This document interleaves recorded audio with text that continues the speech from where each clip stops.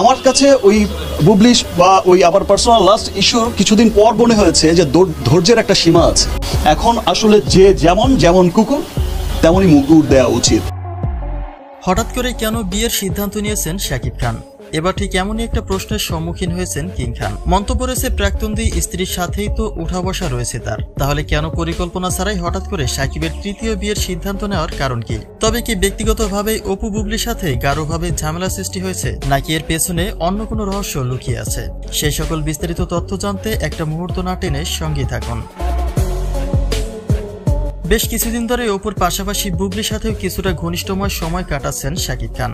এমনকি একটা সাক্ষাৎকারে বুবলি এমনই একটা ইঙ্গিত দিয়েছেন যে বীরের জন্মদিনে প্রকাশিত বাবা ছেলের ঘুমন্ত ছবিটিও তিনি নিজে হাতে ক্যামেরায় ধারণ করেছেন। অর্থাৎ ছেলের অজুহাতে তিনিও শাকিবের সাথে প্রাইভেট সময় কাটানোর সুযোগ পান, যেখানে তিনি এমনও বলেছেন শাকিবের সাথে তার দূরত্ব অনেকটাই কমে এসেছে। তবে প্রশ্ন হচ্ছে, শাকিব খান তো ঢালিউডের একমাত্র সুপারস্টার, তাহলে কোনো পরিকল্পনা ছাড়াই হঠাৎ বিয়ের সিদ্ধান্তে যাওয়ার কারণ কি?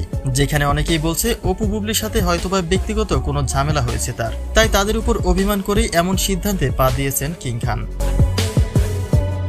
তবে মূল কথা হচ্ছে, যার ফ্যান পেজ যত বড় তাকে নিয়ে সমালোচনাও তত বেশি।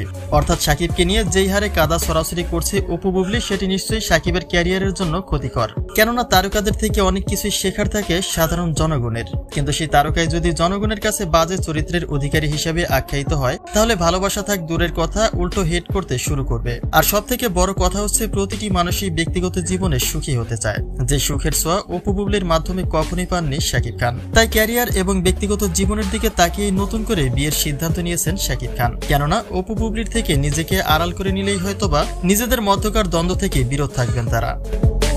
তবে এই বিষয়ে আপনাদের কোনো মন্তব্য থাকলে তা কিন্তু নিশ্চয়ই কমেন্ট করতে ভুলবেন না।